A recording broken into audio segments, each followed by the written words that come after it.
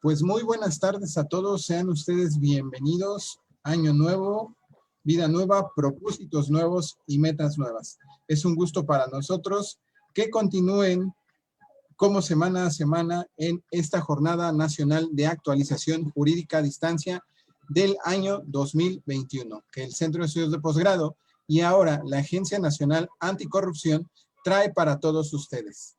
En un momento más comenzamos. Ya está con nosotros el maestro Óscar Giovanni Zavala Gamboa, el maestro Arístides Rodrigo Guerrero García y el doctor Antonio Eliseo López Acevedo. En un momento más, comenzamos.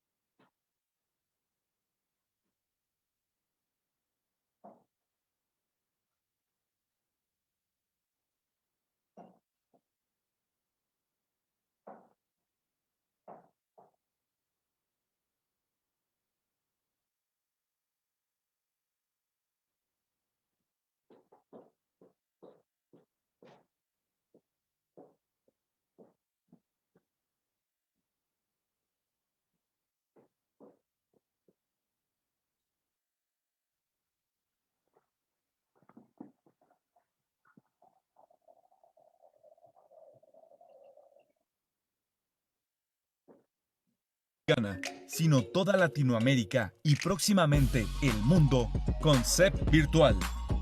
Y ahora, ante la pandemia COVID-19, el Centro de Estudios de Posgrado implementa la modalidad virtual, pensando en tu seguridad y en tu desarrollo personal. Desde el 21 de marzo de 2020, hemos impartido 332 sesiones virtuales, 2.656 horas de capacitación. Al día de hoy, más de 8.300 alumnos atendidos. Nuestra misión es tu seguridad y tu formación profesional. Te damos la bienvenida. Esta es tu casa.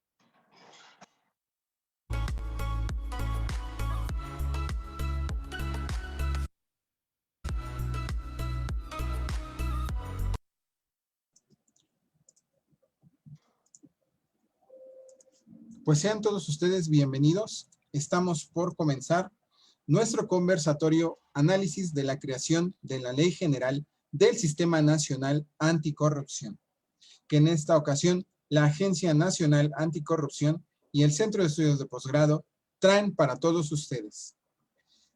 Nos acompaña como moderador el doctor Antonio Eliseo López Acevedo. Él es maestro en Ciencias Penales por la Universidad de Tepantlato, maestro en Procuración de Justicia por el Instituto de Ciencias Jurídicas de la UNAM, doctor en Derecho Penal por el Centro de Estudios de Posgrado y actualmente estudia el doctorado en Anticorrupción en el Centro de Estudios de Posgrado. Asimismo, es el director general de la Agencia Nacional Anticorrupción. Laboralmente es agente del Ministerio Público Supervisor en la Procuraduría General de Justicia del Distrito Federal, hoy Ciudad de México, director de los planteles de formación policial estatal en las entidades de México e Hidalgo, coordinador del Instituto de Formación Policial de la Policía Municipal de Nezahualcóyotl en el Estado de México, así como coordinador de Asuntos Internos de la Policía Municipal de Tlalnepantla en el Estado de México.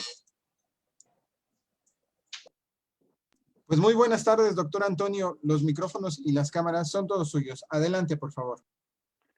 Muy buenas tardes, ingeniero. Buenas tardes a todos y a todas. Su servidor, el doctor Antonio Eliseo López Acevedo, les da la más cordial bienvenida a este nuevo conversatorio que se llama Análisis de la creación de la Ley General del Sistema Nacional Anticorrupción.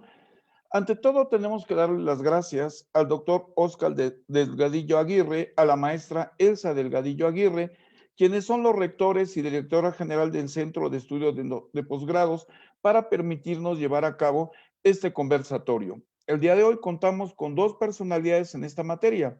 Tenemos como primer ponente al maestro Óscar Giovanni Zavala Gamboa y en nuestra segunda ponencia tenemos al maestro Arístides Rodrigo Guerrero García. A ambos les damos la más cordial bienvenida. Muchas gracias por la atención de estar con nosotros.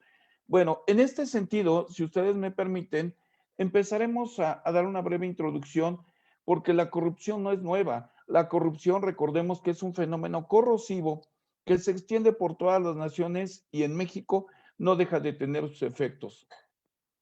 Se ha convertido, dicen algunos, en un problema galopante, creciente, extendido, que se encuentra arraigado en el plano individual desde la familia hasta la comunidad. Esta corrupción la podemos citar desde la estructura oligopólica, así como su influencia en la toma de decisiones públicas. Tenemos un marco institucional débil en cuanto a la coordinación, supervisión, sanciones, transparencia, presupuesto y lentitud, especialmente en la impartición y procuración de justicia. Todo esto, recordemos que crea un fenómeno omnipresente que se manifiesta continuamente en el tráfico de influencias, en el contrabando, en delitos como el cohecho, peculado, en fin, todo esto ataca a las instituciones y sobre todo queda con impunidad pública. La corrupción es un fenómeno que socava la legitimidad de las instituciones públicas y atenta contra la sociedad en contra del desarrollo integral de los pueblos y genera enormes consecuencias negativas. Tiene un poder público más fuerte que inclusive que el privado. Todo esto hace que una sociedad se encuentre actualmente desconfiada, con poca credibilidad en las instituciones y una falta palpable de integración de una política criminal en los juicios que son tan largos. Es un lastre en los enormes costos económicos que se generan, pero no solamente en esa área. Recordemos que también en el ámbito político y social, y todo esto es consecuencia sistemática de un cuerpo político que no se ha desarrollado adecuadamente. Es muy penoso saber que el Organismo de Transparencia Internacional en el año 2014 ocupó a México como el lugar 103 de 175 naciones evaluadas en el concepto de corrupción. Es decir, México se encuentra por debajo de países como Malí, Perú, China o Brasil. O sea, realmente es lamentable, es lacerante este mal que nos embarga, este mal que claramente no nos ayuda a seguir trabajando. Por esto es que se crea la Ley General del Sistema Nacional Anticorrupción, publicada en el Diario Oficial de la Federación el 18 de julio del año 2016. Esta ley general es de orden público, es decir, es para toda la República y tiene como objeto claramente establecer las bases de coordinación entre la Federación, las entidades federativas, los municipios e inclusive va más allá, las alcaldías de la Ciudad de México. Esta ley simplemente recordaremos que está basada en lo que preceptúa el artículo 113 constitucional, el cual, si me permiten solamente leeré el párrafo primero, donde dice que el Sistema Nacional Anticorrupción es la instancia de coordinación entre las autoridades de los tres órdenes de gobierno, competentes tanto en la prevención, detección y sanción de responsabilidades administrativas, así como en los hechos de corrupción, en la fiscalización y en el control de los recursos públicos. Por último, quisiera hacerles mención, si me permiten, que esta ley, así como en el año 2008 y así como los cambios que se han venido suscitando, está basada en principios rectores. Eso es fundamental para que tengamos confianza, para que reintegremos esta confianza en todas las instituciones, tanto públicas como organismos privados. Sus principios son legalidad, es decir, no puede estar nada más allá del marco Objetividad, que es una de las funciones primogéneas de todo servidor público, para evitar que sea anómalo, para evitar que sea subjetivo. Profesionalismo, que en una palabra encuadra desde la formación, selección, actualización y especialización de los servicios públicos. Honradez, que no solamente se divide o se refiere al aspecto económico, sino verticalidad, probidad que tiene que tener todo servidor público, igual que la lealtad, la imparcialidad, la eficiencia y la eficacia, que son dos principios rectores del servicio público fundamentales. Tienen que hacer el trabajo bien, a tiempo, pero además algo más, con excelencia, que es lo que se debe de pedir en todos los ámbitos. No solamente lo reservemos al ámbito privado, sino en todos. Equidad, transparencia, economía, integridad y competencia actualmente por mérito. Bueno, pues en ese sentido vamos a dar paso a nuestro primer ponente, el maestro Óscar Giovanni Zavala Gamboa. Él es licenciado y maestro en Derecho por la Facultad de Derecho de la Universidad Autónoma de México. Actualmente se desempeña el maestro como director general de responsabilidades administrativas del gobierno de la Ciudad de México. Previamente ha ocupado otros cargos también como director, siendo director de investigación de responsabilidades administrativas del órgano de control interno del Instituto Nacional Electoral. También ha sido director de responsabilidades, quejas y denuncias e inconformidades adscrito al Consejo de la Judicatura de la Ciudad de México. También secretario de Acuerdos y Ponencia en el Instituto Nacional de Transparencia, Acceso a la Información y Protección de Datos Personales.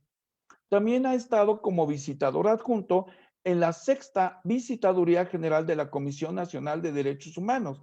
Ha sido secretario ejecutivo en la División de Estudios de Posgrado de la Facultad de Derecho de la UNAM. Y finalmente, asistente de investigación en el área de Derecho Social del Instituto de Investigaciones Jurídicas, también de nuestra máxima casa de estudios. En el ámbito académico, el maestro es profesor de licenciatura y posgrado en la Facultad de Derecho de la UNAM, profesor en la Maestría de Derecho del Trabajo de la Escuela Libre de Derecho. Ha sido autor de diversas publicaciones, tanto nacionales como extranjeras, en cuanto al tema de derechos sociales, de entre los que destacan la coordinación del libro denominado Panorama del Derecho de Trabajo y de Seguridad Social en América Latina, editado por la UNAM, a 5 años de la reforma laboral y estudios jurídicos en homenaje a Néstor de Buen Lozano. Este es un panorama muy pequeño de toda su currícula. También tiene experiencia en el ámbito docente con diferentes materias que ha dado en el Poder Judicial, estructura política del Estado mexicano, derecho constitucional, derecho electoral, derechos humanos, en el Instituto de Especialización en Justicia Administrativa, donde imparte diversas clases en la maestría del sistema anticorrupción. Bueno, pues muchísimas gracias, maestro Óscar. De verdad es un privilegio contar con su presencia el día de hoy. Vamos a deleitarnos jurídicamente con los conceptos que usted nos guste dar. Muchísimas gracias y nuevamente sea usted bienvenido. Adelante, por favor. Muchísimas gracias, estimado doctor Antonio López Acevedo. Espero cumplir las expectativas con esta presentación tan amable de parte de usted. Muy agradecido, por supuesto, con el Centro de Estudios de Posgrado, con la Agencia Nacional Anticorrupción por la invitación. Son temas muy relevantes, sin lugar a dudas. Esa por una parte. Y la segunda, agradecido y contento de coincidir con mi querido amigo Rodrigo Guerrero García, comisionado del Instituto de Transparencia de la Ciudad de México. Un gusto siempre compartir espacios académicos con temas de nuestro interés. Especialmente, y lo reitero, ¿no? por los temas tan relevantes que nos ocupan el día de hoy, como es justamente esta creación o este análisis sobre el Sistema Nacional Anticorrupción. Y son interesantes porque son temas actuales, como usted bien lo señalaba. La corrupción no es ni nacional ni es nueva, es un fenómeno mundial que se ha desafortunadamente permeado en la sociedad desde hace muchísimo tiempo, y no solamente un tema que amerite que sea particular del caso mexicano. Usted señalaba también unas cifras muy interesantes y lamentables en los índices internacionales, y bueno, pues sí, efectivamente México ha ocupado malos lugares en el tema del combate a la corrupción como un fenómeno sistémico. Y para empezar esta plática, esta charla, este conversatorio, que siempre es muy amigable hacerlo desde la comodidad de la oficina o de la casa, y para eso nos sirve el tema de tecnologías de la comunicación, quisiera solamente resaltar, hay un libro muy interesante, una novela que escribió Gabriel Said que se llama El poder corrompe, y es muy interesante porque comienza prácticamente su análisis desde un punto de vista de la corrupción con una frase que es lapidante. Dice que el problema de la corrupción de México no era que fuera parte del sistema, sino que la corrupción era el sistema. Y esa es justamente una definición que me parece muy interesante, porque efectivamente nos retrata desde el punto de vista social cuáles son los alcances o cuáles son los límites que tiene, o los límites y más allá que puede rebasar el tema de la corrupción. Y me parece que es una frase muy interesante porque nos deja ver en realidad cuáles son las verdaderas preocupaciones que tiene la sociedad mexicana en torno al tema de la corrupción. Y entonces llega un tema jurídico. No voy a ahondar mucho en el tema de la construcción constitucional. Aquí tenemos a nuestro querido amigo Rodrigo Guerrero, que es especialista en temas constitucionales. Entonces, me voy un poco más a la parte procedimental, que es de lo que me he ocupado en los últimos años fundamentalmente. Y bueno, pues es un paquete de iniciativas, y usted lo señala también muy bien. ¿Cuál fue la intención de un sistema nacional anticorrupción? Establecer un sistema de coordinación. Establecer un sistema de coordinación para tres cosas fundamentales. Y aquí es donde viene la relevancia del Sistema Nacional Anticorrupción. No solamente la parte de investigar y sancionar, que si lo vemos desde un punto de vista del derecho punitivo como un derecho administrativo sancionador, pues es una parte relevante, es una parte muy importante del sistema anticorrupción o de la lucha contra la corrupción, pero hay una parte más importante. Y eso nos deja ver el artículo primero de la propia Ley General del Sistema Nacional Anticorrupción, la parte de la prevención. Si no le apostamos o si no hubiera sido una política de Estado buscar apostarle a la prevención, la situación sería muy complicada. Se puede sancionar e investigar, pero si no atendemos las circunstancias primigenias en el combate a la corrupción, que es justamente el tema de la prevención, pues estaríamos en un escenario muy complicado, ¿no? Entonces, bajo esta idea que se tuvo por parte del legislador, pues bueno, el 27 de mayo de 2015 se publicó la reforma en el Diario Oficial de la Federación, que en realidad modifica 14 artículos constitucionales. Poco más de un año después viene la reforma la reforma en la construcción del sistema a través de sus famosas 7 leyes, 3 que se modifican, 4 que se crean, y bueno, en general esta estructura general que da pauta a lo que actualmente conocemos como Sistema Nacional Anticorrupción. Pero la parte importante, independientemente de esto, que no es, por supuesto, no es menor, es resaltar cuál era la importancia de la participación ciudadana por una parte, y la participación, insisto, en esas políticas de prevención, darle juego a la ciudadanía en estas políticas de prevención, pero también a través de impulsar otro tipo de sistemas, como dos sistemas que son muy relevantes en el combate a la corrupción: el Sistema Nacional de Transparencia y el Sistema Nacional de Fiscalización, ¿no? Que son, digamos, si quisiéramos verlo como un tridente, pues sería Sistema Nacional Anticorrupción, acompañado del Sistema Nacional de Fiscalización y del Sistema Nacional de Transparencia. Entonces, bajo este esquema se construye la idea del Sistema Nacional Anticorrupción y comenzamos con diferentes reformas.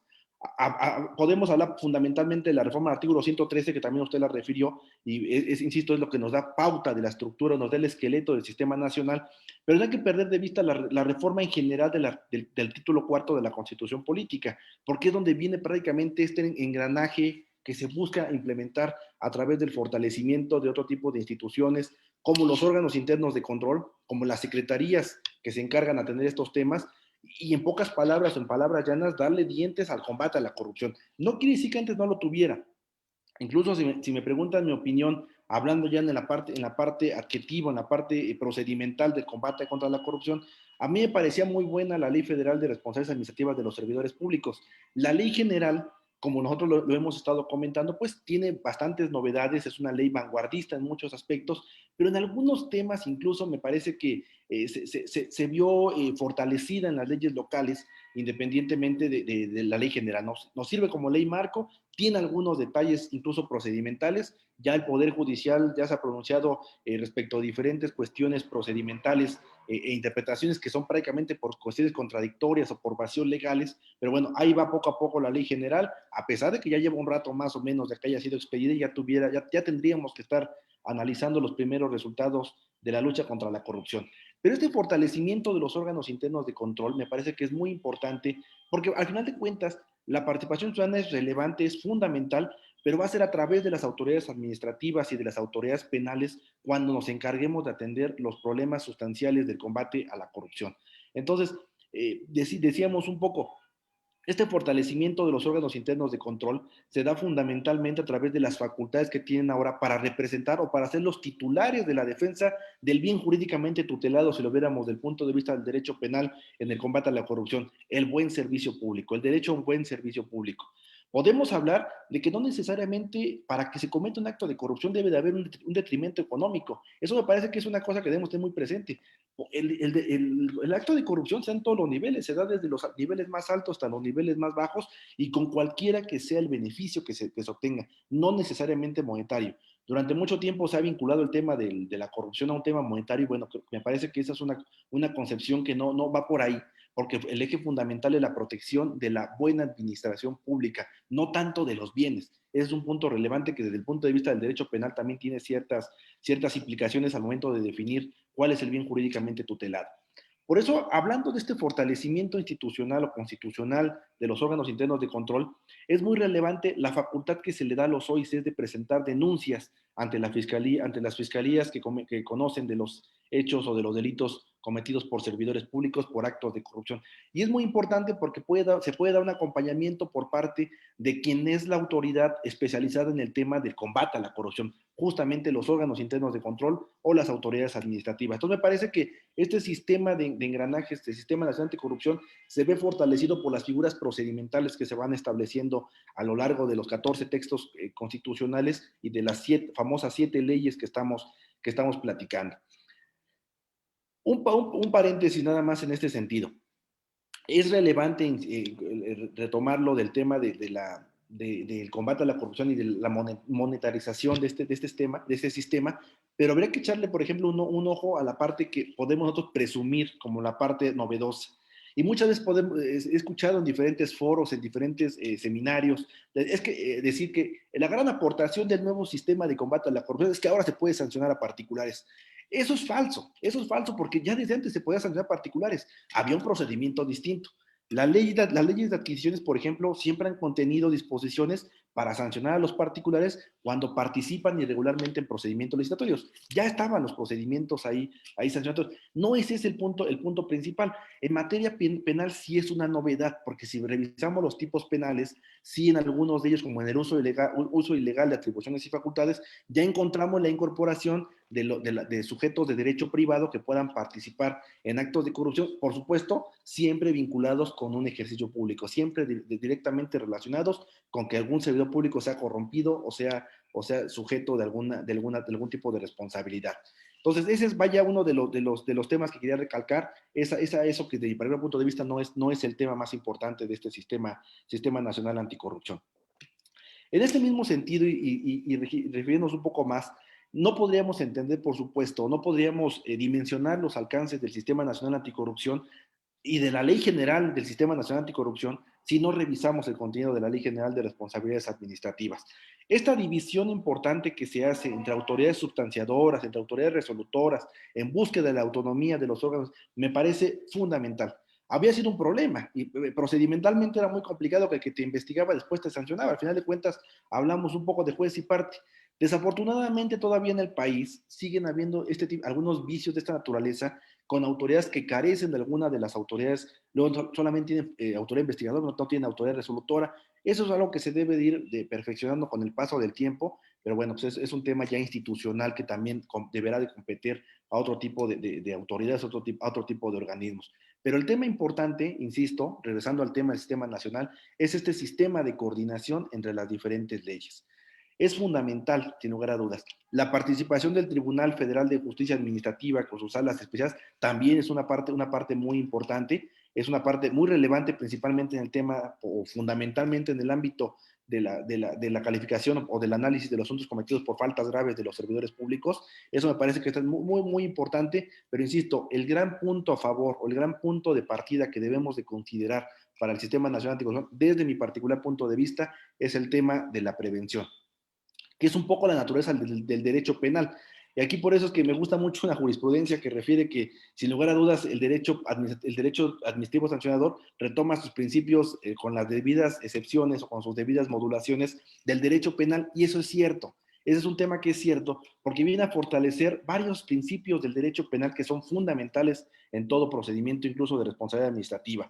el tema de presunción de inocencia, que también está contenido como parte de los derechos humanos que dice la Ley General de Responsabilidades, se deben de proteger cuando se realizan actos de investigación. Se puede realizar cualquier tipo de diligencia siempre y cuando se cuiden derechos humanos. Eso me parece fundamental como una medida preventiva de cuidar no solamente la parte procedimental, sino también cuidar la parte de los derechos humanos. Y aquí el maestro Guerrero García no nos podrá dejar mentir que es importante ese tema, también hablando del tema de la protección de los datos personales y la protección de la información, porque luego también por no pretender ser muy transparentes podemos perjudicar investigaciones en trámite, podemos obstaculizar la obtención de la justicia, que es otro de los fines que busca el Sistema Nacional Anticorrupción, por uno de los elementos fundamentales que también comentó muy atinadamente el doctor López Acevedo, el tema del combate a la impunidad.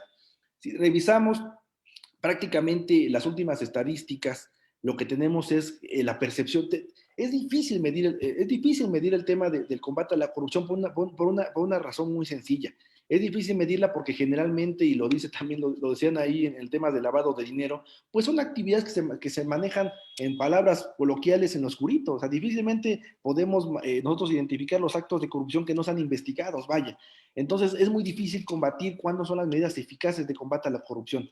El dato importante es que para medir la corrupción, la parte que se toma en consideración es el análisis de la percepción de la ciudadanía.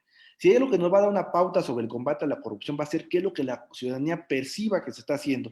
Y entonces en este sistema es por ello que es muy relevante la implementación de diferentes medidas y diferentes actividades para prevenir, investigar y sancionar los actos de corrupción. Finalmente, en esta primera intervención, cerrar este comentario que inicié sobre la Ley General de Responsabilidades Administrativas. Sin lugar a dudas, son muchos los retos, lo decíamos, son mucho el ámbito de oportunidad. Recientemente hay una jurisprudencia que nos analiza la ley aplicable al momento. Empezamos con diferentes temas y vamos cerrando con cuestiones procedimentales que parecería que hubieran quedado claras desde la emisión de las propias leyes, en este caso de la Ley General de Responsabilidades Administrativas. El camino es muy largo. El camino es muy largo y solamente una concatenación de actividades como esta que estamos haciendo, una revisión puntual del marco constitucional y una revisión del sistema anticorrupción en su integridad. Insisto, no podemos analizar aisladamente ninguna de las leyes que forman parte del Sistema Nacional Anticorrupción. Un análisis integral es lo que nos va a dar la pauta para poder analizar los resultados. Tenemos la calificación de las faltas graves, tenemos problemas para determinar o tipificar, si queremos llamarlo en términos de derecho penal, cuando una conducta se adecua a otra percepción. El tema es muy importante porque también tenemos, y con esto cierro, esta línea tan delgada del dolo y la culpa que existe en materia de responsabilidades administrativas. Prácticamente todas las faltas administrativas graves que tienen que ver fundamentalmente con el uso o desvío de recursos públicos, hablando en términos monetarios, fundamentalmente van a ser faltas no graves si se acredita que la falta fue cometida por culpa o negligencia. Entonces, según el artículo 50 de la Ley General de Responsabilidad Administrativa, entonces, esta línea tan delgada nos da la pauta de sancionar a un servidor público por una conducta como falta grave que sancionar a un servidor público con una falta no grave, ¿no? Entonces, son problemas técnicos, problemas de aplicación de la normatividad, que insisto, el Sistema Nacional Anticorrupción será la pauta para poder seguir desarrollando este tipo de actividades y seguir homologando criterios. Por mi parte, sería toda esa primera intervención. Muchas gracias. Muchas gracias, maestro. Muy amable, muy atinado sus conceptos, definitivamente. Qué interesante lo que usted nos refiere, esta unión que hace usted entre el derecho administrativo, el derecho penal, y retoma algo que me encantó, la verdad. Habla usted del bien jurídico tutelado. Recordemos que los bienes jurídicos tutelados a veces parecería como que no son tomados en cuenta. Y recordemos también que es una parte fundamental en la integración de los delitos. En este caso, el buen desarrollo del servicio público, coincido con usted ampliamente en que no es que fueran flojas las leyes, es que simplemente no les tenían la importancia debida anteriormente. A raíz de esta ley, pues se le vigoriza realmente la importancia que tiene. De tal suerte que tomando en cuenta que estos bienes jurídicos tutelados, no solamente la corrupción va a ser, y usted lo dijo atinadísimamente, el dinero. No. La corrupción viene desde elegir inadecuadamente a un servidor público, a un director, a una persona que no tiene los conocimientos, las habilidades o la fortaleza ética o ontológica para desarrollar un trabajo. Aquella persona que flaquea en no determinar situaciones que están en su marco de atribución. Entonces, tomemos en cuenta que esto es muy importante. Usted dijo al final, al cerrar, que hay muchos retos, efectivamente hay muchos retos. Ya son algunos años que ha pasado la creación de esta ley, pero tomemos en cuenta que también, si es que todavía no hay resultados tan palpables, esto ha sido décadas y décadas y décadas que no se había visto, que estaban ahí, pero aparentemente sin que tuvieran ninguna importancia, ninguna efervescencia jurídica ni política, porque tal vez así convenía. En este caso, se ha cambiado drásticamente el sistema. Estos órganos de control interno, tanto ellos como los sancionadores, los que integran como los que sancionan, creo que van tomando fuerza día a día. No es fácil el trabajo, definitivamente que no. Estamos hablando que algo que ha sido por muchos años, y no quisiera decirlo así, pero tal vez culturalmente. Nosotros tenemos que tender hacia una cultura de legalidad, a una cultura que sea diferente. Pero esto es una lucha, de verdad, creo que a veces fratricida, en contra de cambiar parámetros, en contra de cambiar visiones de muchos servidores públicos en todos los niveles, ¿sí? Porque la corrupción, como usted dice, no solamente es dinero, son muchas situaciones que son actos de corrupción y que se identifican como tales. Muchísimas gracias, realmente increíble su participación, maestro, muy agradable. Vamos a continuar, si me permiten, con el maestro Arístides Rodrigo Guerrero García. El maestro es maestro en Derecho, es especialista, como ya nos hizo favor de mencionar el maestro Oscar, especialista en Derecho Constitucional, licenciado en Derecho por la Facultad de Derecho de la Universidad Nacional Autónoma de México, con mención honorífica, es muy importante resaltar. Actualmente se encuentra en proceso de titulación del doctorado en esta Casa Máxima de Estudios.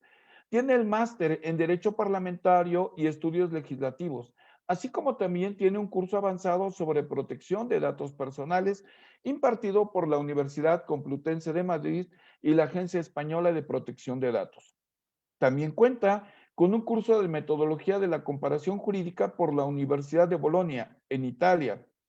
El maestro ha cursado diversos diplomados y cursos en materia de derechos humanos, transparencia, rendición de cuentas y datos personales a nivel nacional.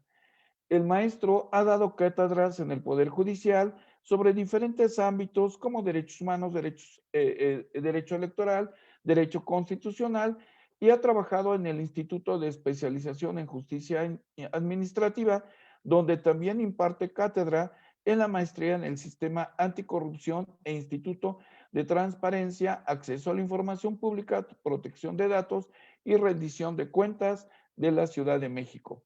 En el ámbito profesional se ha desempeñado como director de la Unidad de Estadística y Jurisprudencia, director de la Unidad Especializada en Procedimientos Sancionadores. Además, ha sido secretario de Estudio y Cuenta, todos ellos del Tribunal Superior de Justicia. Finalmente, en el año 2018, fue designado por el Pleno del Congreso de la Ciudad de México para desempeñarse como comisionado ciudadano del Instituto de Transparencia, Acceso a la Información Pública y Protección de Datos Personales y Rendición de Cuentas de la Ciudad de México.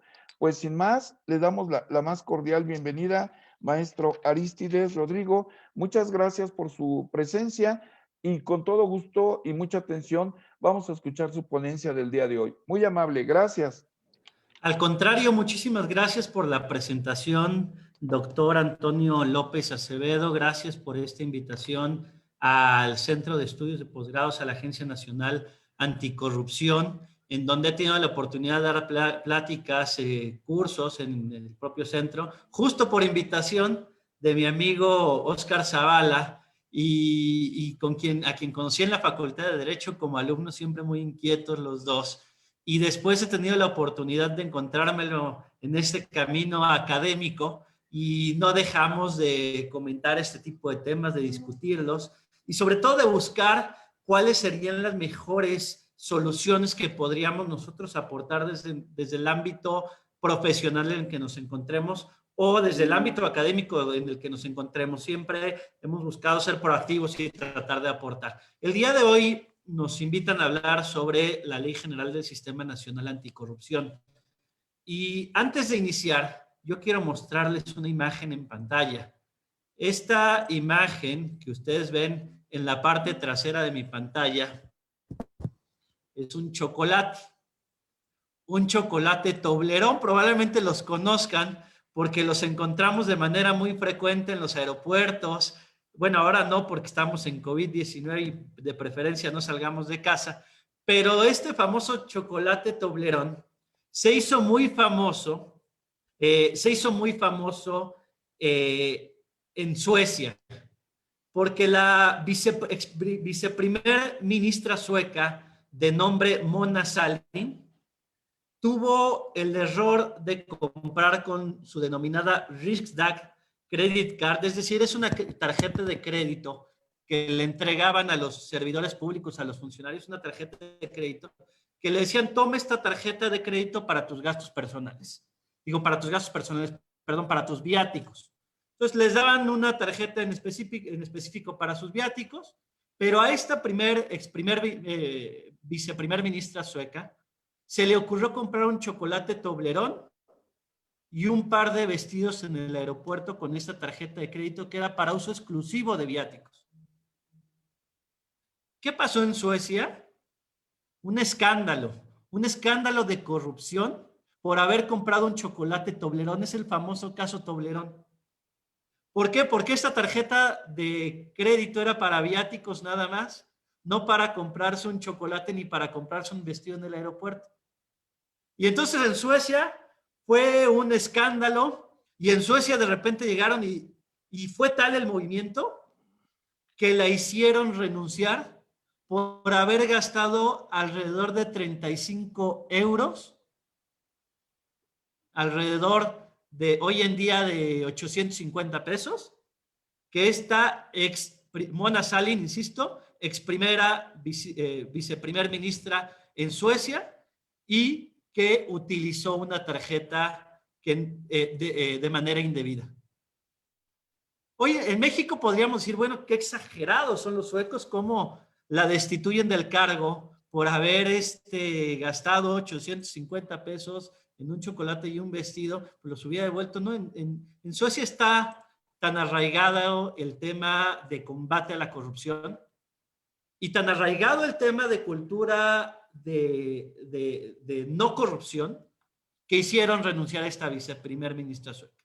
Entonces, ¿cuál es la percepción que tenemos en México y cuál es la percepción que se tiene en el mundo en el combate a la corrupción?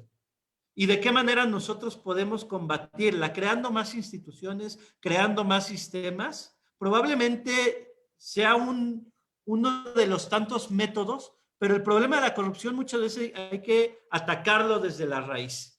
Atacarlo desde la raíz y probablemente desde ahí viene las implicaciones de articular una serie de entes para crear este sistema anticorrupción.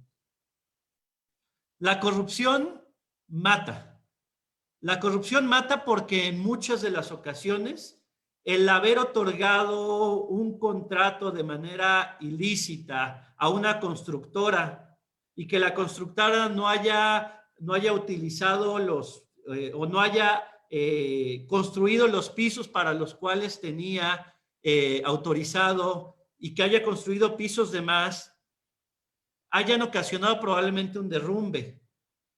Entonces, la corrupción mata, y lo vimos en el sismo del 19 de septiembre del 2017, en donde vimos más de 18,000 edificios afectados, y en muchos de estos edificios no eran edificios de los más antiguos o de los más viejos en nuestro país.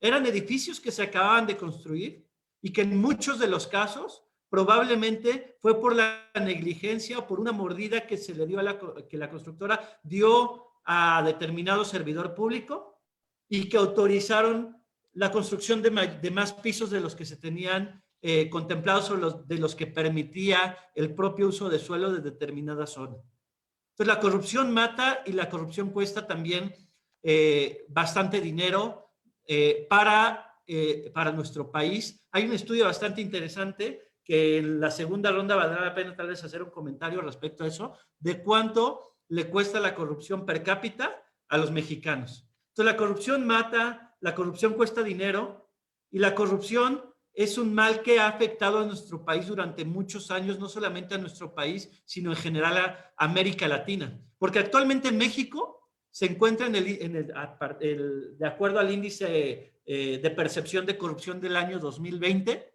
México, de un listado de 180 países, México obtuvo una calificación de 29 puntos, en donde 0 es la mayor percepción de corrupción y 100 es la menor percepción de corrupción. Es decir, México resultó reprobado en corrupción, con 29 puntos de 100 posibles, ocupando de esta manera México el lugar 130 de 180 países. De los países de la OCDE, México es el país peor evaluado, ocupando el lugar 36 de 36 países.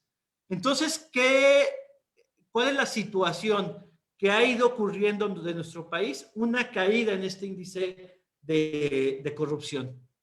Y esta caída en el índice de corrupción precisamente se ha visto reflejado en la creación de entes que pudieran generar este combate a la corrupción o por lo menos combatir esta caída libre en la que se encuentra nuestro país.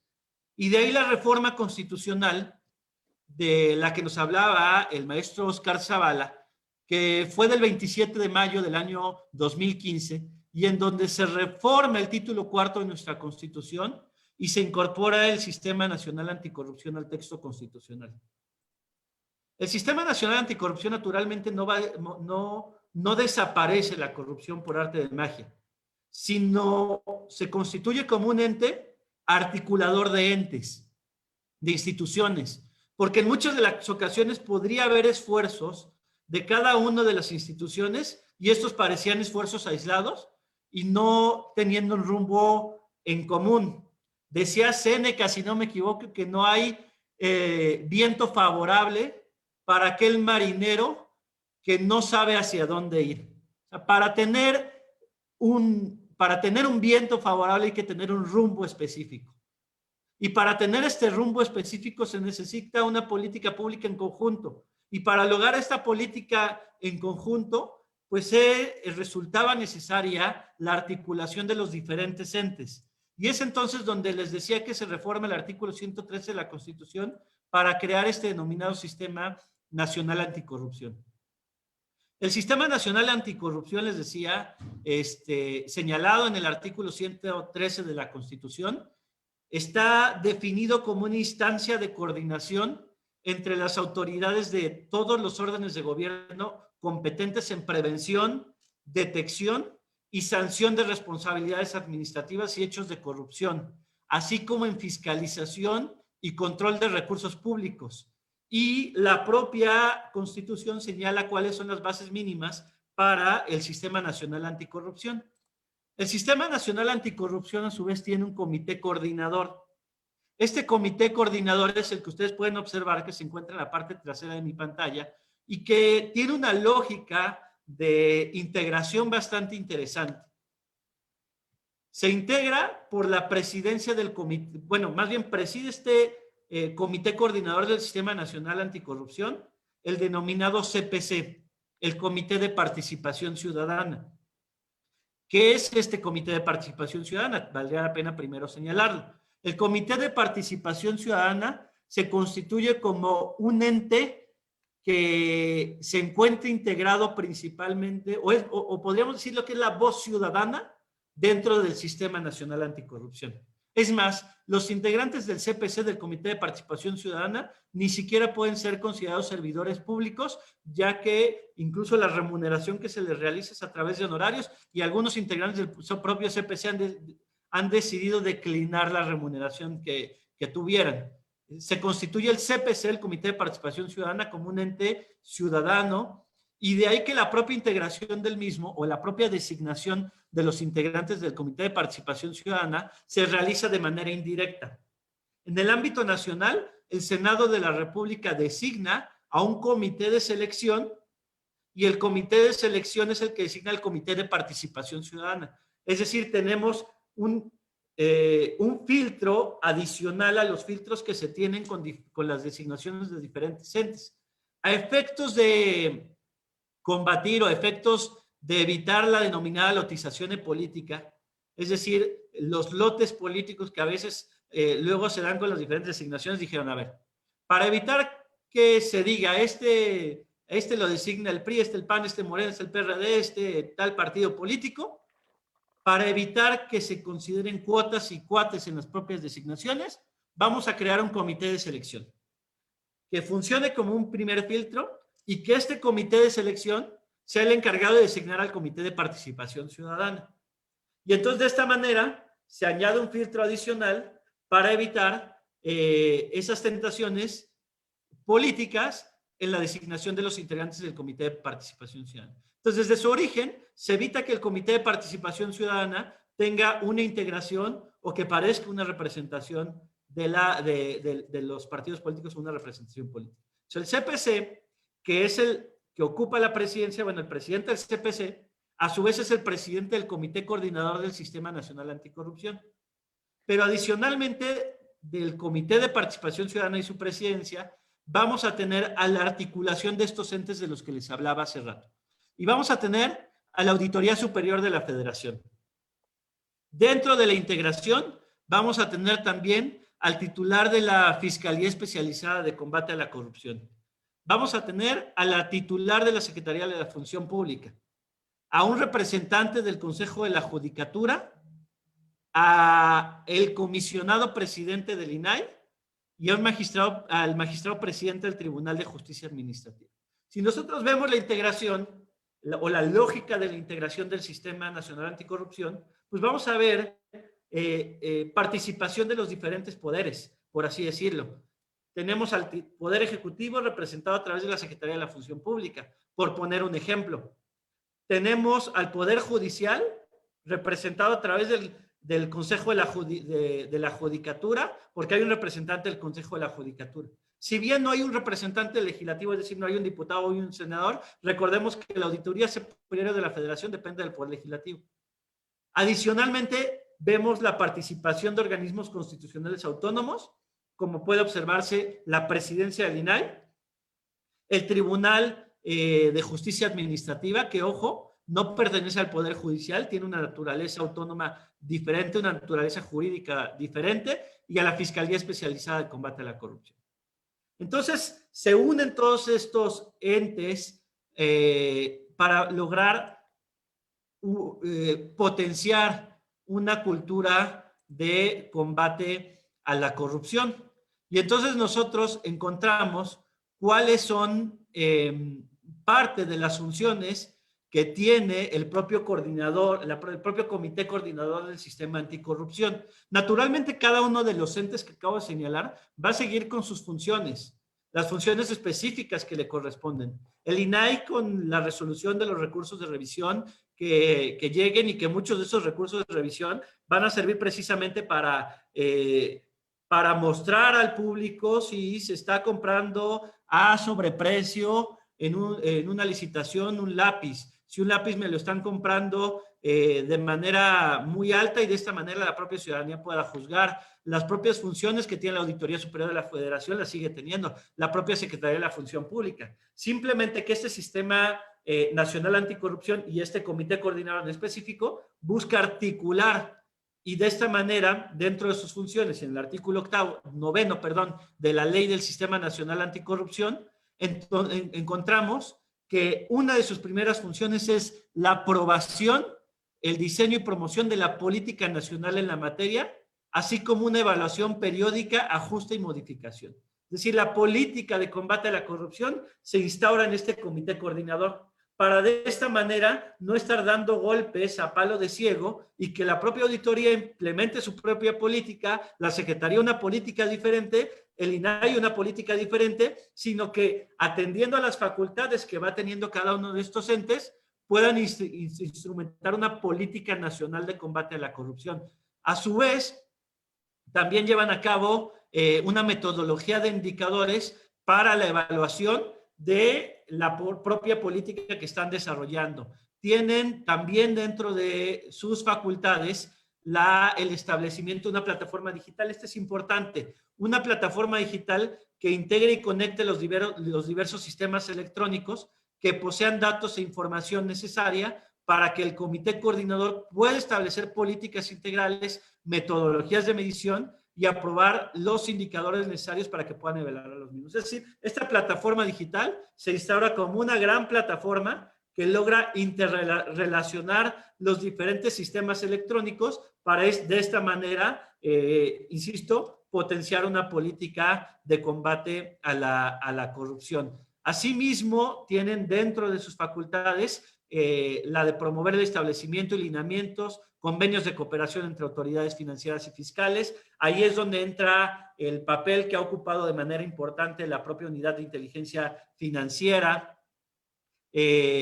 para facilitar a los órganos internos de control y entidades de fiscalización una consulta expedita y oportuna de la información que van resguardando respecto a la investigación y faltas administrativas y hechos de corrupción en los que puedan involucrarse flujos de los recursos económicos. Entonces, retomando un poco la función del Comité Coordinador del Sistema Nacional Anticorrupción, entonces es implementar toda una política de combate a la corrupción en nuestro país. Dentro de las funciones también tiene facultades para emitir recomendaciones.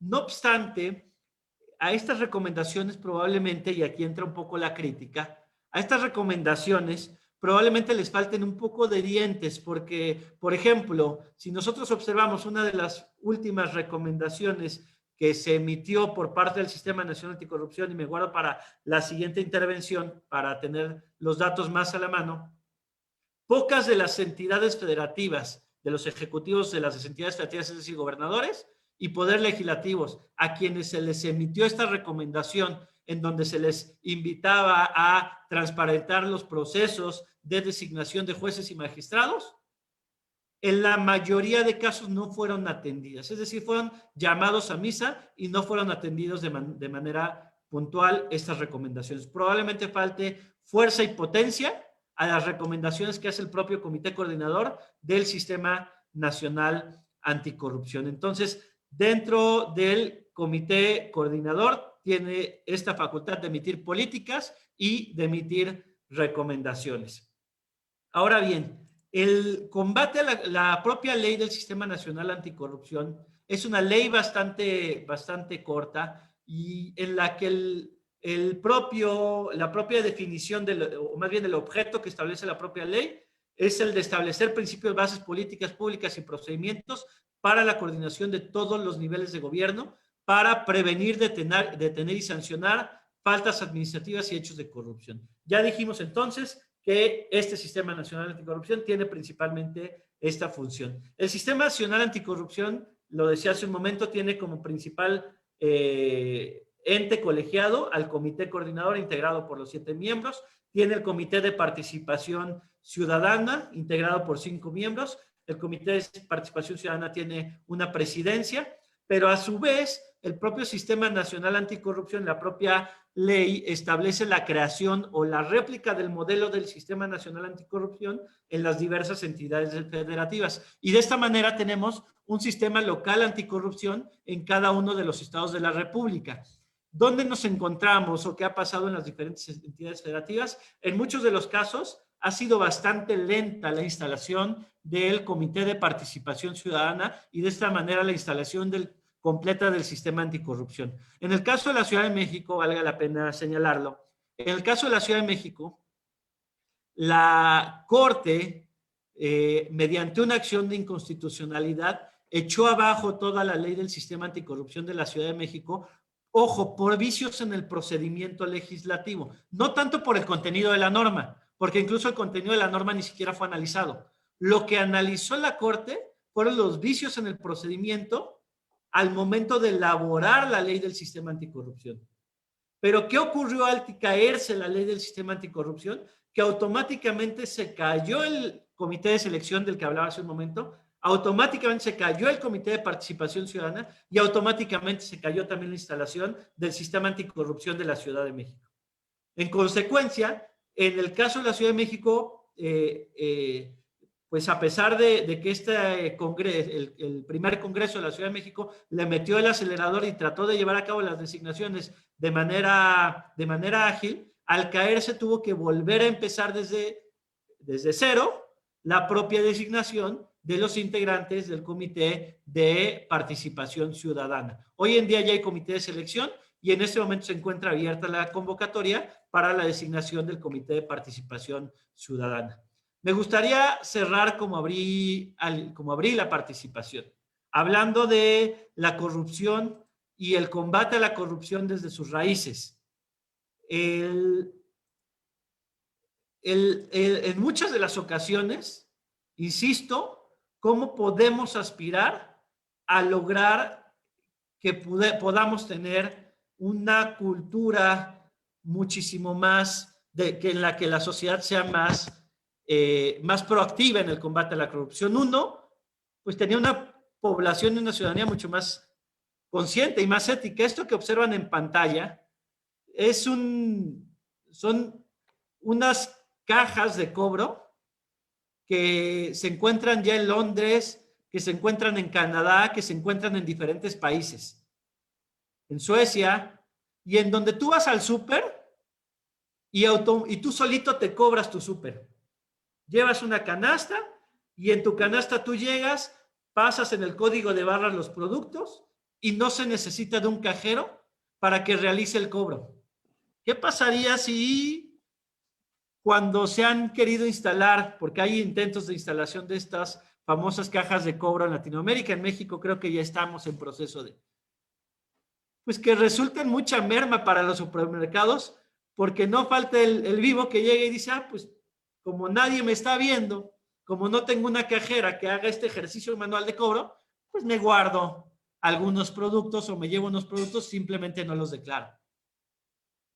Entonces, mientras en otros países estamos viendo ejemplos como este, en donde hay cajas de cobro, en donde la propia ciudadanía de manera muy civilizada va y se cobra solito, en países como el nuestro y Latinoamérica, vemos ejemplos de que cuando han querido instalarse en los parabuses publicidad con tenis físicos, o en Argentina lo acabo de ver, que quisieron instalar unas bolsas en algunos parabuses a ejemplo de hacer publicidad de productos, lo que hace la ciudadanía es darle un cristalazo a estos parabuses y robarse los tenis, aunque no les sirvan para nada, porque nada más tienen un par, o robarse las bolsas de los parabuses. Entonces, en la medida en la que también como sociedad vayamos construyendo una niñez que entienda el concepto de corrupción y que entienda el concepto de la situación y de la merma que cuesta la corrupción en nuestro país y de la merma que cuesta, que incluso cuesta vidas la corrupción, es en la medida en la que podemos un poco ir cambiando esta cultura de combate a la corrupción. Con un sistema nacional anticorrupción no se va a solucionar el problema de raíz. El problema de raíz se resuelve desde el inicio. ¿Hemos visto cambios de cultura en otras materias? Sí. En materia de medio ambiente lo hemos visto. Hoy en día ya recuerdo al principio cuando decíamos, bueno, es que separar la basura, utilizar popotes va a ser imposible. Pues hoy en día ya se va logrando consolidar una cultura de cuidado del medio ambiente y desde la niñez los propios niños y niñas ya van arraigando esta cultura. Lo mismo tendría que pasar con el combate a la corrupción. Arraigar desde la niñez una cultura de combate a la corrupción para que podamos en un futuro lograr pasar y ocupar un país menos lejano a este 130 o vergonzoso 130 lugar que ocupamos hoy en día en el ámbito internacional, 130 de 180 países y 29 puntos de 100 posibles. Entonces, este puntaje estoy seguro que se puede lograr disminuir, sí, con el sistema, pero también con las funciones que realicemos cada una de las instituciones en lo particular, principalmente dirigidas muchas veces a la cultura del combate a la corrupción. Muchísimas gracias de nueva cuenta al CEP, a la Agencia Nacional Anticorrupción. Doctor Antonio, maestro Oscar Zavala, un gusto compartir con ustedes este panel. Muchas gracias, maestro. Muchísimas gracias. Usted es muy amable en todos los conceptos que nos ha dado y efectivamente, fíjese usted, me llamó mucho la atención el concepto que la corrupción mata. Efectivamente, muchos de los edificios que se construyen con menor calidad o con el mínimo de seguridad o hacen más de lo que está autorizado. Recordé con sus dos ejemplos que nos dio, con el último en particular, que en Washington también, si tú vas a comprar un periódico, tiene muchísimos años que tú depositas y tomas un solo periódico. Te puedes llevar todos los que quieras, pero solamente tomas el que pagas, ¿no? Esto es una cultura, maestro. Usted acaba de decir algo muy importante. El enjambre y toda esta política para crear un sistema nacional es muy complejo. Es muy arduo el trabajo que desarrollan, como el maestro Oscar, como el que hace usted, maestro, pero desgraciadamente creo que el matiz, creo que el nacer es desde la casa, es desde la educación que debemos de dar, la formación que debemos de dar a nuestros niños, y esta cultura de legalidad ya debería estar inmersa en las escuelas de educación básica, primaria y secundaria, para hablarles de algo tan importante, porque tendemos a una cultura de legalidad, a una cultura que no sea corrupta, como el ejemplo que nos dio de la persona que compra un chocolate y que compra 2 vestidos y que por eso la sacan de su trabajo, y es correcto. Ellos no aceptan la corrupción porque no es que sean totalmente diferentes, sino que los formaron de manera diferente en comparación con nosotros. Casos serían, como usted dice, muy vergonzosos. Exponerse, claro, se tiene que hacer tarde o temprano, esto tiene que avanzar para que haya aparadores con cosas reales y que tal vez no tenis, que haya relojes tal vez y que todo el mundo lo respete. O que salga una persona de edad con alhajas a la calle o en el sistema de transporte y que nadie la moleste, o que una señorita pase por un lugar oscuro y que nadie se atreva a molestarla. Eso es una cultura que tenemos y que nos toca, yo creo que a nosotros, precisamente hacer la piedra angular para este cambio. Es muy pesado, es muy difícil, el entramado jurídico va avanzando lentamente, efectivamente, pero recordemos que, como le decíamos anteriormente, esto ha sido décadas y décadas y años y tal vez siglos de que se ha establecido como cultura la corrupción, y eso es incorrecto. Muchísimas gracias por su participación, maestro. Es usted muy amable, muy claro que fue, maestro Aristides Rodrigo, con su exposición, y vamos a dar pauta para la segunda intervención del maestro Oscar. Si usted nos permite, maestro Oscar Giovanni, con mucha atención lo escuchamos. Muchas gracias. Muchas gracias, doctor López Acevedo. No, pues fundamentalmente felicitar al maestro Rodrigo Guerrero por sus disertaciones, por sus atinados comentarios. Él toca algunos temas que me gustaría resaltar, son temas que me parecen muy relevantes. Efectivamente, coincido plenamente, el tema del combate a la corrupción no es un tema tampoco, y cuesta decirlo, no es un tema que la ley vaya a solucionar per se, o sea, no es un tema que se solucione normativamente.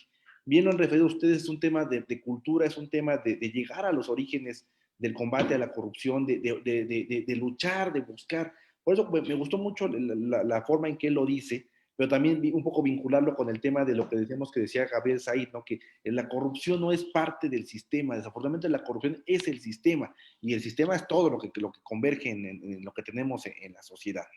Entonces, varios puntos muy importantes. Por supuesto, reconocer esta parte que él resalta sobre la participación de los diferentes poderes en la creación de los sistemas, del sistema anticorrupción, los sistemas locales anticorrupción que también forman una parte muy relevante en el tema de combate a la corrupción, y ahí nuevamente invitarnos a ciertas reflexiones. Efectivamente, tenemos un sistema integrado, un sistema armónico hasta cierto punto, cuyo objetivo fundamental, como bien lo hemos comentado en este conversatorio, es un sistema de coordinación. Y para eso sería preguntarnos, ¿no? Yo creo que sería bueno también, sí es un gran avance, sin lugar a dudas, es una gran herramienta el Sistema Nacional Anticorrupción, pero me parece que hasta cierto punto, hasta este nivel en el que estamos, sería bueno ya empezar a preguntarnos, y por ahí vi un comentario en Facebook, en esta conversación, me parece que sería importante comenzar a analizar críticamente lo que ha pasado con el Sistema Nacional Anticorrupción, hacer un ejercicio de evaluación, verdaderamente verificar si es un sistema que ha sido útil, qué resultados ha proporcionado, y lo más importante, si la ciudadanía considera que hay menor corrupción que antes, si es una herramienta que ha servido. Porque de nada va a servir seguir reformando leyes, seguir utilizando nuevos instrumentos jurídicos, si no convencemos a la sociedad. A quien tenemos que convencer es a la sociedad, a todas y a todos los mexicanos, de que se está haciendo un trabajo de combate a la corrupción.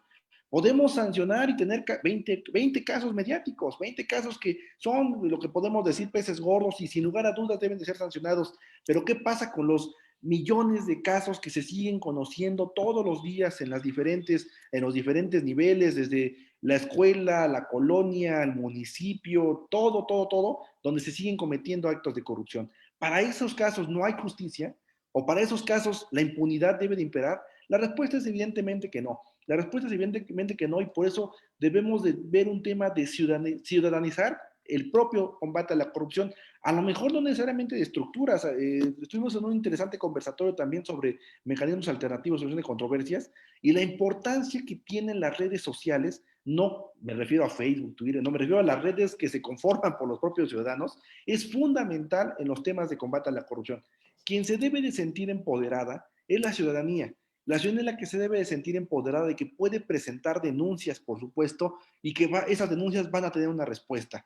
Dicen que la justicia se va a medir en temas de que la gente no sea escuchada, y me parece que es un tema donde lacerantemente ante una mayor repercusión en todos estos temas, en estos temas de combate a la corrupción. Me gusta mucho el caso, quisiera comentarlo, por ejemplo, nuevamente hablando de términos monetarios. La Agencia Francesa Anticorrupción, que está constituida, depende del Ministerio de Economía, que es una cosa muy curiosa, porque combate a la corrupción en Francia depende de una instancia económica, de la instancia que se encarga de ver las circunstancias económicas del país. ¿Por qué es así?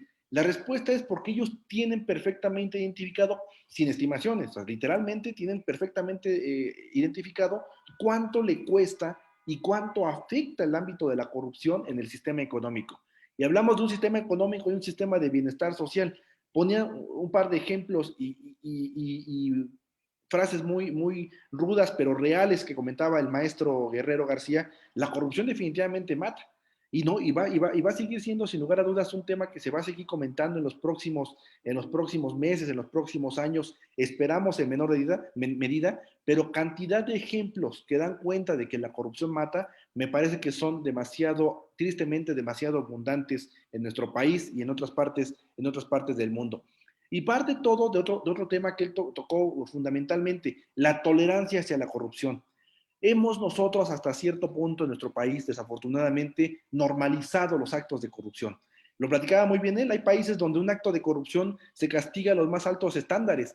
Vean ustedes, y nos vamos a otro extremo, vean ustedes, por ejemplo, el caso de Odebrecht. ¿Durante cuánto tiempo el tema de Odebrecht fue sancionado en todos los países, menos en el caso mexicano? ¿No? Entonces, ese es un tema muy importante donde la participación ciudadana y el empuje de la participación ciudadana tiene mucha importancia.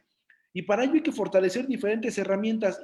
Y esto es un foro académico y no quisiera politizar, pero están los casos muy sonados de los que se ha ido descubriendo gracias a ejercicios periodísticos serios, como la parte del famoso asunto de la Casa Blanca, el famoso asunto que tenemos con un exsecretario de Seguridad Pública. Son diferentes temas que gracias a herramientas como el periodismo, que se ve nutrido por dos herramientas elementales, la libertad de expresión y el acceso a la información, son ejes fundamentales en la lucha contra la corrupción.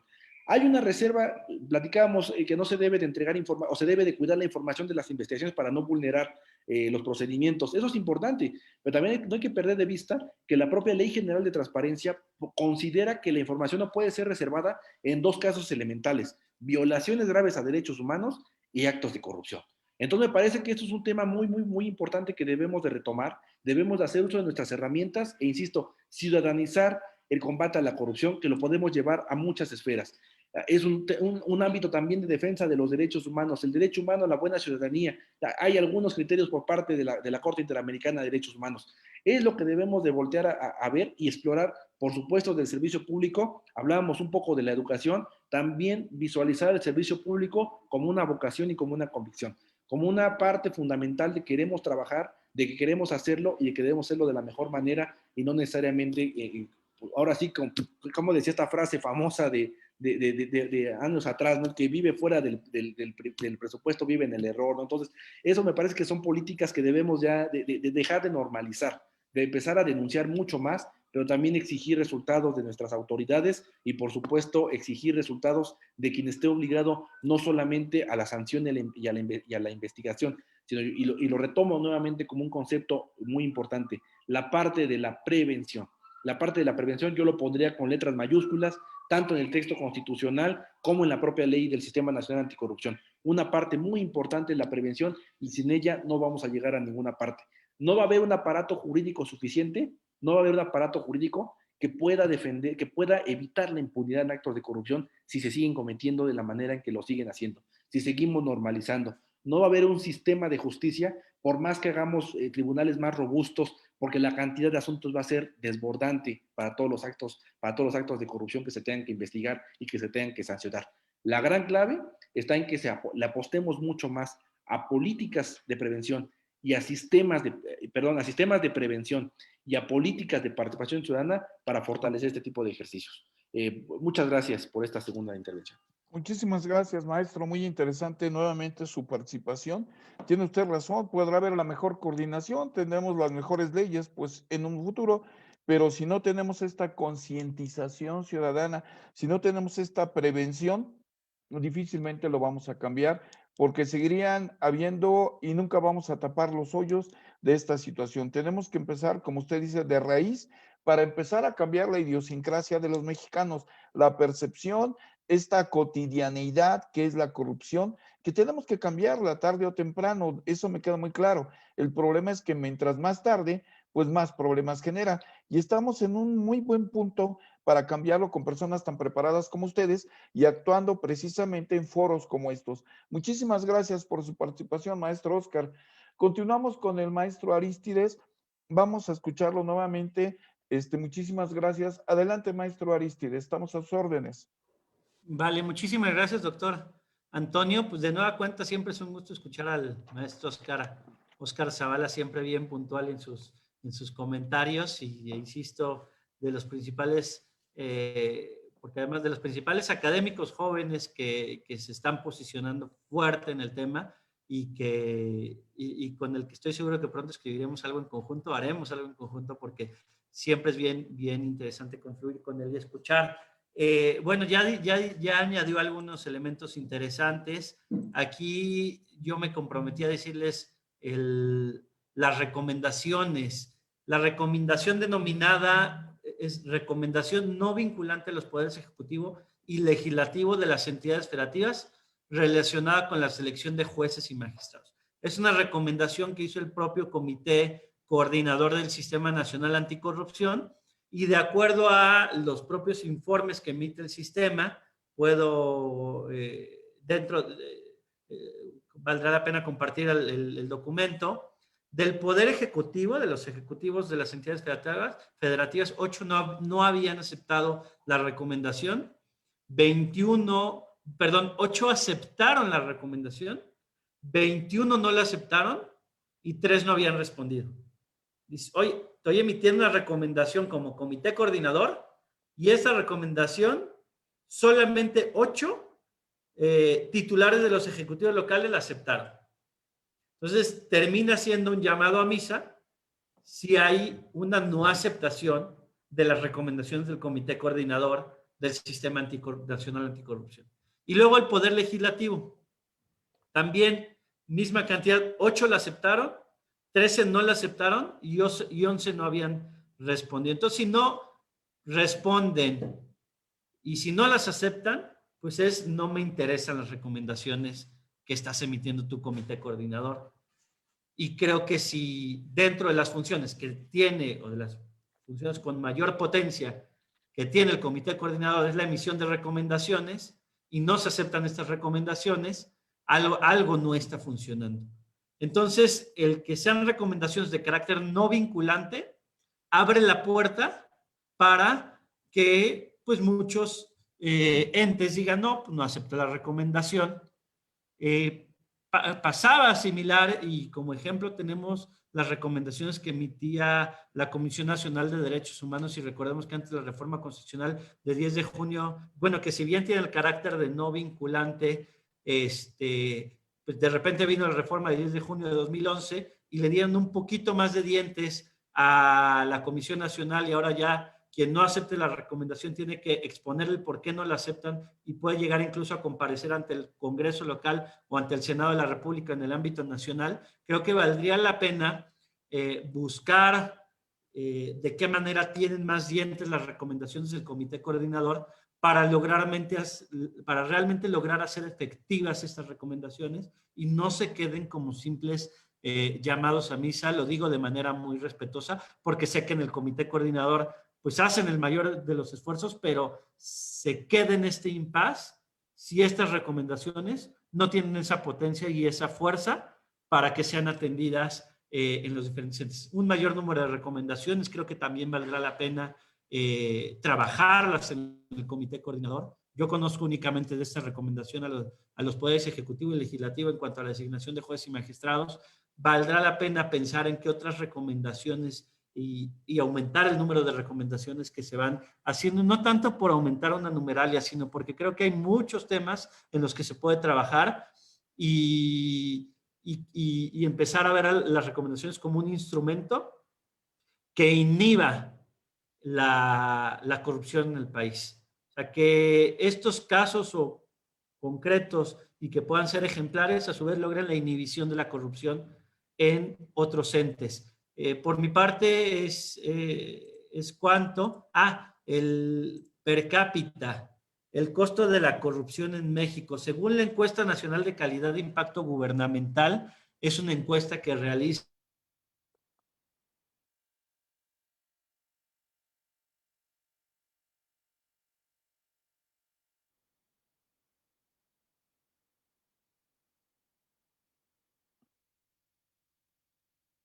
Parece que se fue el sonido del maestro. Se congeló un momento el maestro Aristides. Adelante, doctor Antonio. Bueno, pues muchísimas gracias a ambos. Esperemos que regrese el maestro. Solamente quisiera, Ana no es político, quiero comentarlo, es apolítico totalmente. Tenemos una pregunta que nos hace una de las asistentes. Se las voy a elaborar y ustedes deciden si la quieren contestar, maestros. Esta pregunta la hace la señorita Laura Susana Martínez Cárdenas y refiere que si el gobierno federal hace asignaciones directas de obras sin licitación alguna. No sé si ustedes tengan algún comentario al respecto, estimados maestros, sobre esta pregunta que hace, sobre esta ponderación, sin meternos a situaciones de carácter político. No sé si ustedes gusten contestarlas. No, de hecho no es una situación de carácter político. La ley de adquisiciones permite hacer diferentes tipos de procedimientos, entre ellos la adjudicación directa, que es una excepción justamente a las famosas invitaciones restringidas o cuando menos 3, entonces, o procedimiento de licitación pública. Pues no es un tema político, la norma lo permite. La norma lo permite y seguramente lo ha hecho, se ha hecho. Ok, entonces en ese entendido, pues no estamos hablando de situaciones anómalas, sino que están dentro del marco normativo, entonces no quedaría en otra situación. Muy bien, perdón, maestro Aristides, se le cortó su última participación. ¿Quiere usted cerrar para que no lo dejemos acéfalo en esa última parte que nos iba a decir el ingreso? Adelante, por favor. No, al contrario, una disculpa, problema tecnológico, ya me conecté desde el teléfono celular por estas fallas, pero les estaba diciendo el costo de la corrupción en México, de acuerdo a la encuesta nacional de calidad de impacto gubernamental, 12,769 millones de pesos, 3,822 per cápita, es decir, por persona, y aquí es donde, insisto, en el monetizar el costo de la corrupción.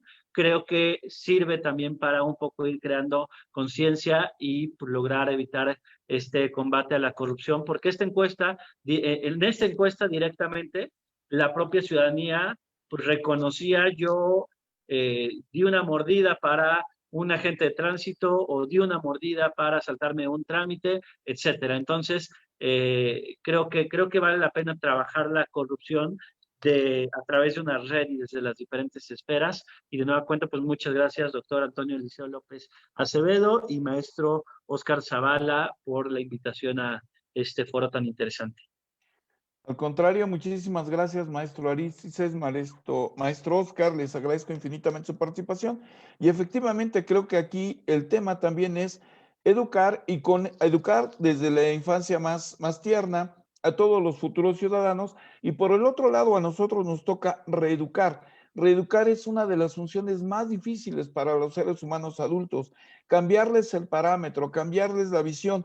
Y no estamos hablando solamente de ciudadanos, sino también autoridades que de acuerdo a sus funciones, atribuciones, pueden hacerlo. Pero como usted decía atinadamente, maestro, en su última participación, la no aceptación inclusive de estas recomendaciones, pues nos muestra claramente a nivel ejecutivo que no está bien visto y a nivel legislativo que no lo ven con la debida importancia que tiene esto de la lucha frontal a la corrupción en México. Desgraciadamente, el tema de reeducar creo que es de los más difíciles, pero tenemos que lograrlo. Ya tenemos todo el andamiaje jurídico, se está trabajando, no con toda la rapidez que quisiéramos, precisamente por estas situaciones que ellos no aceptan totalmente esto. Y lo estamos viendo con números, así de sencillo, no podemos engañar, pero creo que nos ayudan muchísimos conversatorios, conferencias, coloquios como esta que estuvo de primer nivel, si ustedes me permiten, gracias a su valiosa participación. Maestro Oscar, de verdad, infinitamente muchísimas gracias por su atención. Sabemos que está elaborando, sin embargo, hizo favor de hacernos un espacio para estar con nosotros. Maestro Aristides, realmente nos dejó impactado todos los números, todas las cantidades que nos dice, los ejemplos mundiales a los que tenemos que tender y no ver en dónde estamos, sino hacia dónde vamos. Es lo importante. Asimismo, muchas gracias al Centro de Estudios de Posgrados, a la Agencia Nacional Anticorrupción por este conversatorio. Ingeniero Torices, muchísimas gracias. Adelante, por favor, ingeniero. Al contrario, doctor Antonio, como ya lo han mencionado en este foro, lo más importante es atender la lucha contra la corrupción. Es una lucha que nos compete a todos los niveles y es importante la apertura de estos foros de discusión y de análisis para buscar soluciones alternativas y, sobre todo, concientizar a toda nuestra comunidad.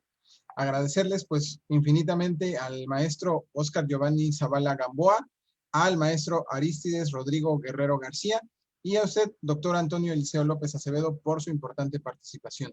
Invitar a todos nuestros participantes, a todos nuestros espectadores para nuestro conversatorio del día jueves, para continuar con nuestra jornada de actualización jurídica a distancia e invitarlos para nuestras próximas aperturas de la maestría en Derecho Procesal Penal, en Derecho Procesal Laboral y, claro, la maestría en Anticorrupción y Sistema de Justicia. Agradecerles a todos su participación y desearles una excelente tarde. Muchísimas gracias. A ustedes, muchas gracias. Muy amables. Muchas gracias. Gracias a todas y todos. Un gusto verles. Hasta luego, Igualmente, amigo. muchas Mucho gusto. gracias. Muy bien. Hasta luego. Buena tarde. Buenas tardes.